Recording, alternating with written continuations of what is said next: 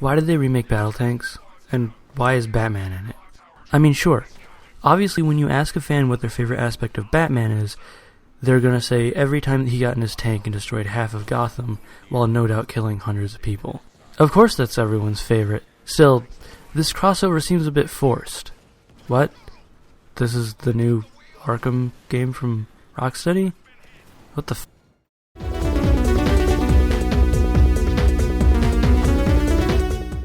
Batman Arkham Knight is the fourth game in a series that redefined what a superhero game could be.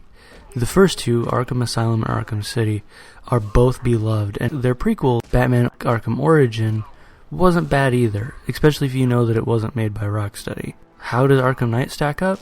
Well, that's a good question. Some things work, and some things really don't.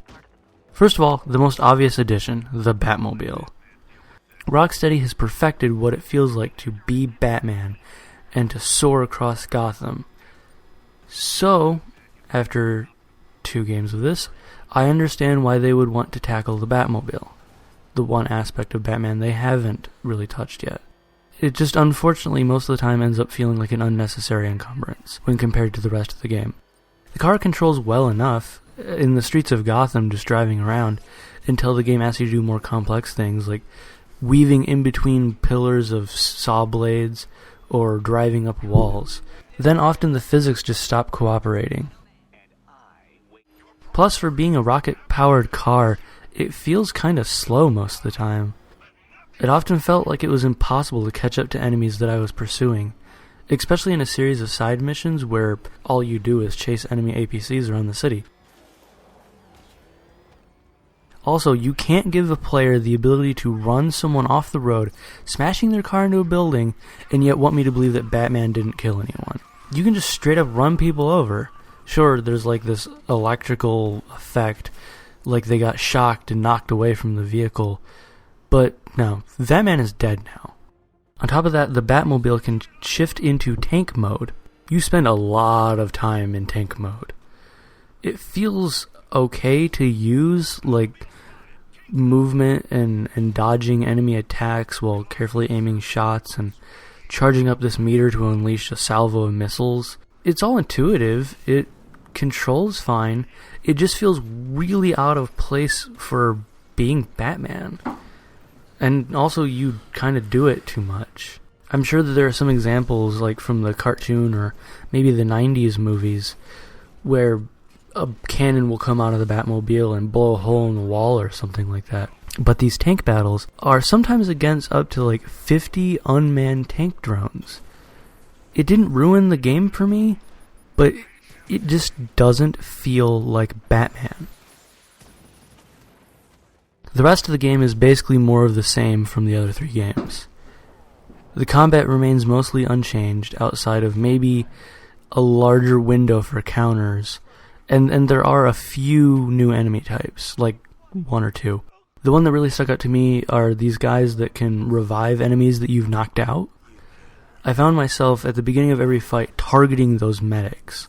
And of course, once you upgrade your gadgets, you can neutralize their ability to wake people up. Speaking of gadgets, I wish there were more new ones. You start out with most of the ones you had in the previous game, and some of them, like the line gun, I only really remember having to use once in the story. In fact, 1 or 2 of the gadgets aren't even necessary to finish it, like the ice grenades from City that are just sitting in the corner of a room and can be easily missed. Despite the shiny new car, grappling and gliding around the city is still the best way to get around. Why navigate the maze of streets when you can just fly over them? Especially considering that once you upgrade the grapnel, you can rocket past buildings.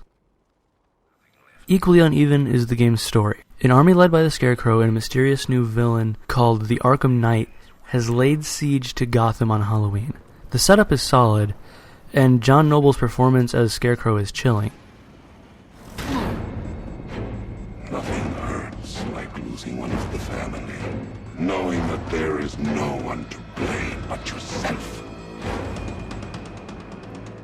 I appreciate that they removed most of the needless boss fights and focused on only a handful of villains for most of the plot instead of cramming in as many as they can. I also appreciate WB and Rocksteady's commitment to the game's tone, allowing it to earn an M rating, which For those of you who aren't familiar, an M rating is basically equal to an R rating for movies.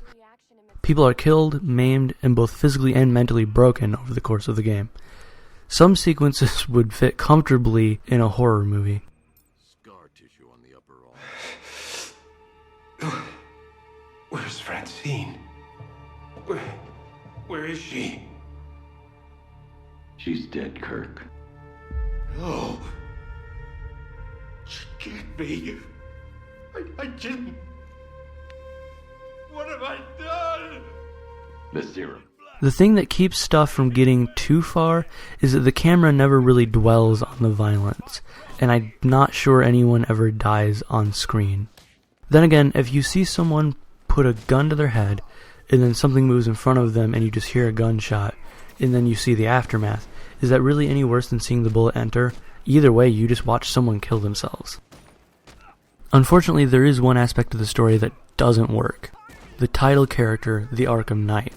A reoccurring plot point is that Batman is trying to figure out who the Arkham Knight is, with only the knowledge that he knows everything about Batman, and he wants him dead.